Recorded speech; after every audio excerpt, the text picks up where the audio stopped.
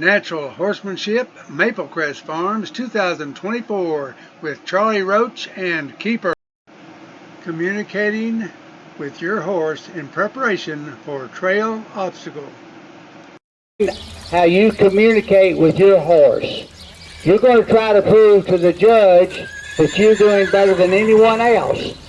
I'm going to tell you how I would take on one obstacle in the trail obstacle. I don't know if you have, ambitions of showing in trail obstacle. Number one, I'm going to pull up to the obstacle, and I'm going to say, I hope the judge is looking, because I'm going to show him how I side pass. I'm going to look to my right and ask him to step over. And I'm going to, exhale, relax. Hopefully he's not going to run off. I'm going to rub and play with the stick if I'm at home practicing this till I get my horse where he will stand beside this. And then I'm going to pick this 2x4 up. Now you look pretty funny going down the arena here with this 2x4 dragging it. So if you drop it, turn it loose. So now I'm going to go forward. That's both feet means forward. I'm going to stop here. Let's just say that my horse was getting too far away and is going to fall off, such as this. If it was getting too far off, he'd be getting too far off. Oh my, what am I going to do? Well, how about if you got your leg aid and you drop down in your stirrup position and you just say, let's go back a little bit. And then you say, well, let's go forward. That's both feet. Both feet. I always get above the neck, so if I get too close, I can just raise it up. Now, right now, he's just about right. Now I'm going to get him away from the object. And I'm going to try to stop here. And I'll say, let's go towards it a little. I don't need to, but let's see if I can. Let's see if I can get away from it a little. And I'm going to try to land it here with both feet going forward. And then I'm going to pause. I'm not going to get in a hurry when I'm practicing this. I may get in a hurry when I'm doing it for the judge, and I'm going to lay it down, and then I'm going to side pass away from the... I was in a contest one time, and I knocked the barrel over because when we took off, we were too close to it. So anyway, I just wanted it to make a little sense for you why the leg aids, one of the many, many reasons leg aids are important. And the other thing is, it's kind of like, so what? It's like somebody... Now, when my horse is impatient like that, I'm going to say, no. I'm going to redirect his energy and say, you don't need to do that. And then I'm going to, look, God says everything's good. I forgive you. I didn't get mad at him, but I don't like pawing. Now, if he does it again, guess what? I'm going to make him uncomfortable. When I came down here, I told you all I'm going to do my best to give you the tools, the techniques, and the time so that you can take this home and practice it. We talked about doing turn on the front end.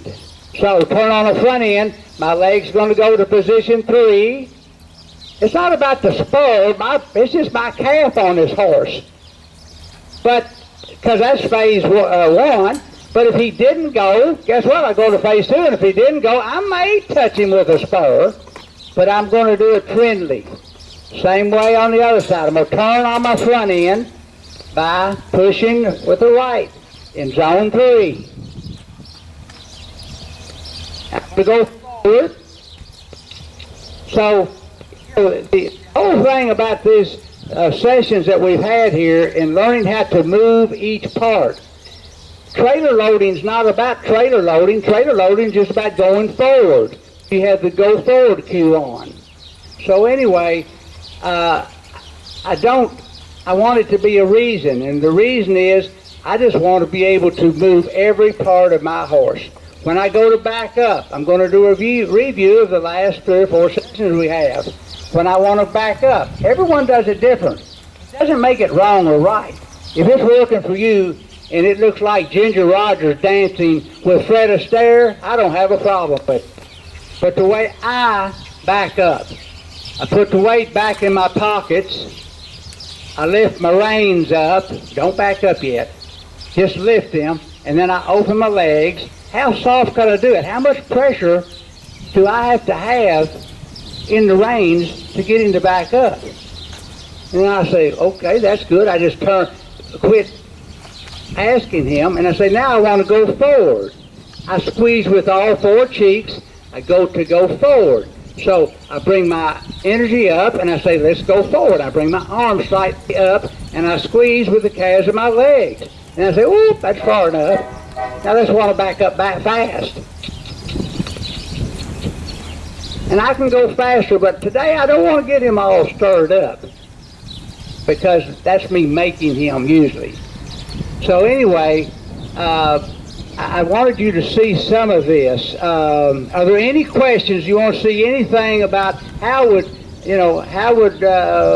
does it look like to do finesse? Yes. I was just curious, what's the difference between the way that Linda had us backing up yesterday and one range? What she was teaching you, and it's very elegant, it's college. She's teaching you college. Now you watch here. Ellen, watch here. Right foot, left foot, right foot, left foot, right foot, left foot, right foot, left foot, right foot, left foot. I could tell you I don't teach that because I haven't taught you yet how to tell where your horse's feet are. And most people can just say, oh, when you back up, I just open my legs and I ask them to back up with hardly any pressure on it. It is important you perfect your leg aids in order to control your horse's feet, which will prepare you for any obstacles you may encounter.